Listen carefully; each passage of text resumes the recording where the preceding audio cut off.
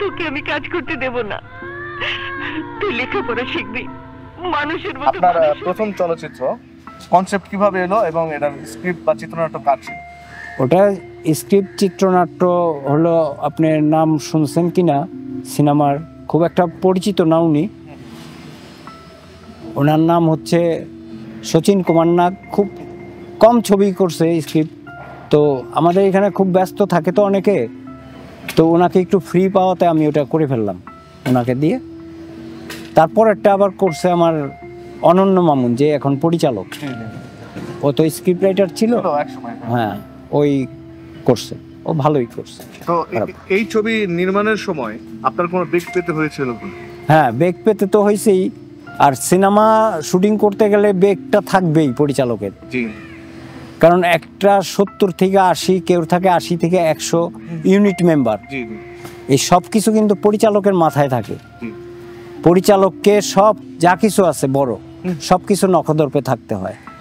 আপনার একজন পরিচালকের কাজ কিন্তু খালি শুটিং করা না, ঠিক আছে, সেটা স্ক্রিপ্ট থেকে শুরু করে ছবিটা প্রজেকশন হওয়া পর্যন্ত সিনেমা হলে তাকে এটার সমস্ত দায় দায়িত্ব নিতে হয়। এই জন্য ক্যাপ্টেন অফ দ্য শিপ বলা হয়। আপনার এই চলচ্চিত্রের কাস্টিং কে ছিল? আমার চলচ্চিত্রের পরের যেটা করলাম সেটা ছিল আমিন খান এবং নদী। আমি তোমাকে বাঁচাবো, তোমাকে নিয়ে নতুন সংসার করব। 2000 গল্প কি আপনার ছিল? না না, এটা অনন্য মামুন। অনন্য মামুনের গল্প ছিল। হ্যাঁ, আচ্ছা, আপনি পরিচালনা করছেন।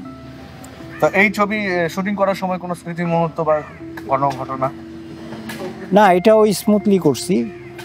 ঢাকায় কিছু শুটিং করে আউটডোরে শুটিং করে ফেলছি। আর আমি খুব থাকে না, মানে আর্টিস্টের সাথে কোনো সখ্যতা? না না না না, ওগুলি নাই। আমি খুব সিস্টেমেটিক ওয়েতে কাজ করতাম। আমার এখানে ডিলে কোনো ব্যাপার ছিল না, দেরি করার কোনো ব্যাপার ছিল না। ওই সকাল 8টার সময় ক্যামেরা ওপেন করতাম, রাত্রে 10টা পর্যন্ত আমি শুটিং করবো। যে পর্যন্ত হয়েছে ওই পর্যন্তই, যেটা বাকি থাকবে রেস্ট অফ পরের দিন হবে। 10টার পরে আমি কোনো শুটিং করি নাই, এটা আমার সমস্ত টেকনিশিয়ান এবং আর্টিস্টরা জানেন। কারণ আমি রাত্র 12টা 1টা পর্যন্ত শুটিং করবো, আর দিনের 12টার সময় আমি ক্যামেরা ওপেন করব, সেটা না। এই চলচ্চিত্রটি তো কয়টি গান ছিল? 6টি। সবচেয়ে জনপ্রিয় হয়েছিল? জনপ্রিয় বলতে গান তো এখন আর তেমন না, অনেক গানই আছে, 2-3টা গান খুব ভালো। এটা তো আর এখন আগের মতো তো পাবলিসিটি নাই। গান আপনি শুনবেন কেমন? আগে তো আমরা পাবলিসিটি করতাম, রেডিওতে পাবলিসিটি হতো, সিনেমায় টেলিভিশনে পাবলিসিটি দিতাম, ট্রেলার চালাতাম। এগুলি এখন খুব একটা নাই, যে কারণে গান শোনা যায় না। তবে ভালো ভালো গান আমি করছি, আমার মিউজিক ডাইরেক্টর ছিল। গান আছে এরকম মানে ভালো, যেটা আপনার কাছে 2টা লাইন গাইতে হবে না, এমনি শুধুমাত্র লাইনগুলো বলুন, মনে আছে কি আপনার? আছে, কাছে থেকে সারাদিন সারা বেলা, গোপনে হবে চুপি চুপি, এই গানগুলো গাই। রোমান্টিক। মিউজিক ডাইরেক্টর ছিল আমার আলী আকরাম শুভ, খুব ভালো মিউজিক ডাইরেক্টরও। রিলিজের সময় হল ভিজিটে গিয়েছিলেন? হ্যাঁ। কেমন দর্শকদের রেসপন্স ছিল? ভালো। আমি সকালে মর্নিং শোটা আমি পাইনি, আমি স্পেশাল শো যেটাকে বলে 12টা 12:30টায় শুরু হয়, ওটা আমি ভিজিট করলাম 2-3টা হলে, এশিয়া, সনি,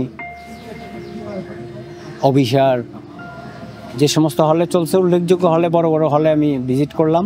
বেশ দর্শকের বেশ সারা এবং খুব এনজয়েবল ছবি ছিল, খুব এনজয় করছি। চেয়ারম্যান বাবার আদর্শের কসম, তোমার দুধের কসম, আশা বিজয়ের মৃত্যুর কসম। দর্শকদের উদ্দেশ্যে আমি একটা কথাই বলবো, আপনারা চলচ্চিত্রকে ভালোবাসেন আগের মতো। আগে যেরকম দৌড়ে যেতেন শুক্রবার দিন সব কাজকর্ম ফেলে, যাই অনেকে আছে প্রথম শো দেখতে হবে, সেরকম আপনি প্রথম শো না পারেন পরের শো দেখেন, সিনেমা হলে এসে সিনেমা দেখবেন, এটাই আমার কাম্য, এটাই আমার আপনাদের কাছে অনুরোধ। ধন্যবাদ ভাই আপনার মূল্যবান সময় আমাদেরকে দেওয়ার জন্য। আপনাকে অনেক ধন্যবাদ। দর্শক আপনাদেরকেও ধন্যবাদ। আপনাদেরকেও ধন্যবাদ এতক্ষণ আমাদের সঙ্গে থেকে আমাদের এই শো দেখার জন্য। আর অবশ্যই ভাইয়ের সাথে আমি একমত, আপনারা সিনেমা দেখতে হলে সিনেমা হলে আসুন এবং সম্পূর্ণ পরিবার নিয়ে আসুন। আর আমাদের এই সিনেলাভ 24 চ্যানেলটি সাবস্ক্রাইব করে আমাদের পাশে থাকুন। আসসালামু আলাইকুম।